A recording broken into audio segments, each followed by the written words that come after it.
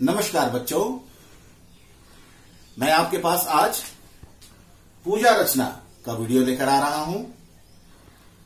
Class 4 से आप लोग पूजा रचना पढ़ना शुरू कर चुके हैं और बहुत कुछ आप जान चुके हैं पूजा रचना के बारे में। मैं आपको यहां बता दूं, फर्स्ट सेमेस्टर तक हम लोगों को पूजा रचना में अभ्यास 2, 6, 7, 13, 14, 15, 17 और 19 टोटल 8 पाठ पढ़ने हैं, जिसमें से हम लोग शुरू कर रहे हैं अभ्यास 2, जिसका शीर्षक है संज्ञा। संज्ञा आप क्लास 4 में पहले पढ़ चुके हैं, यहां उसको थोड़ा विस्तार से समझने के लिए दिया गया है। संज्ञा, संज्ञा की परिभाषा क्या है? किसी वस्तु, व्यक्ति, स्थान या भाव के नाम को संज्ञा कहते हैं। मैं उदाहरण के साथ आपको समझाऊंगा। आप जानते हैं संज्ञा भेद। संज्ञा के कितने भेद हैं? 3 भेद हैं। पहला व्यक्तिवाचक, दूसरा जातिवाचक और तीसरा भाववाचक संज्ञा। आइए इन तीनों को अलग अलग उदाहरणों से समझेंगे ताकि आपको स्पष्ट हो जाए। व्यक्तिवाचक, व्यक्तिवाचक ऐसी संज्ञा को कहते हैं जिसमें व्यक्ति, वस्तु, स्थान के नाम आते हों। जैसे राम। क्या है राम? नाम है किसी व्यक्ति का।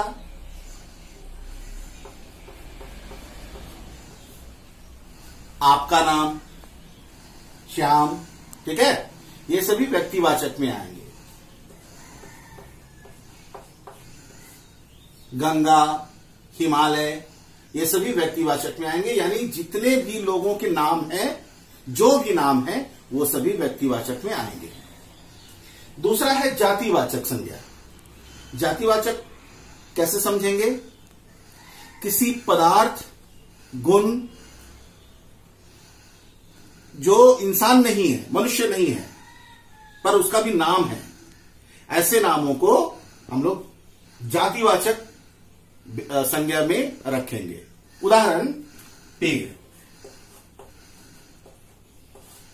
पेड़ कहने से ऐसा है तो बहुत सारे पेड़ है ना, बहुत सारे पेड़ हैं, पर सबको एक साथ कहा जाए तो क्या कहेंगे? पेड़। पर अलग अलग कहा जाए तो ये पीपल, ये नीम।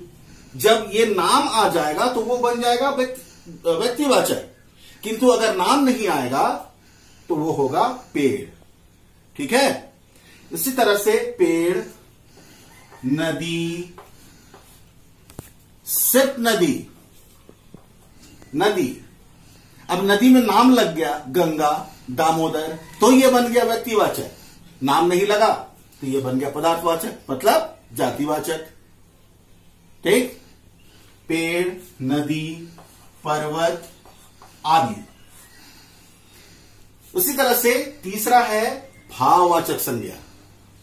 भाववाचक जिसको आप फील करते हैं, महसूस करते हैं। आप छोटे से बड़े हो गए, पता चला ये फील हुआ, महसूस हुआ। कहां? तो आप 6 साल पहले मां की गोद में थे और अभी पहुंच गए हैं क्लास 5 में।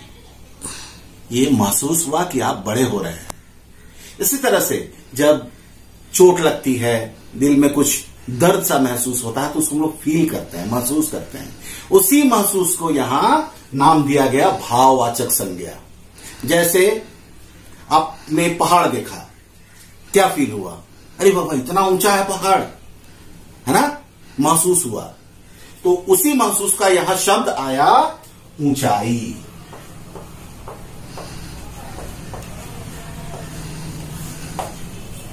अभी आप बड़े हो गए, आपने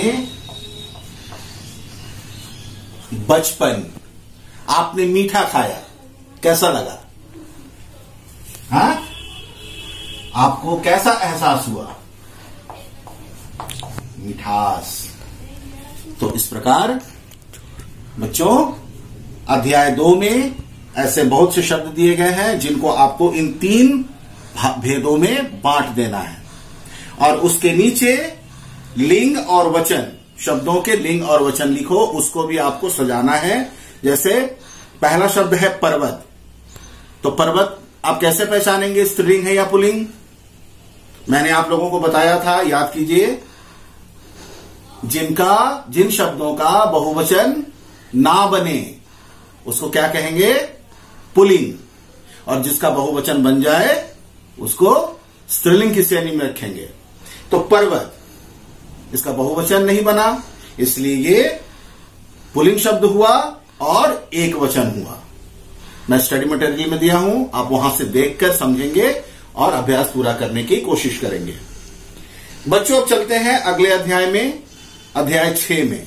मैं आपको लिए चलता हूं किताब में, वही दिखाकर आपको एक्सप्लेन करता हूं। आइए अभ्यास 6 पर्यायवाची शब्द समझते हैं। पर्यायवाची शब्द आपको याद करना अनिवार्य है बच्चों, क्योंकि जितने अधिक शब्द आपके मस्तिष्क में होंगे आपके लिए ही अच्छा होगा, और ताकि आप अच्छी तरह से उत्तर दे सकें। से आप देख रहे हैं यहां पहला शब्द है अनुपम। अनोखा, अनूप, अपूर्व, अतुल, ये ल है। ये मिस प्रिंटिंग के कारण त की तरह दिख रहा है, पर ये ल है, अतुल। उसी तरह से आभूषण या अलकार नहीं, ल के ऊपर आप बिंदु लगा देंगे, ये बन जाएगा अलंकार।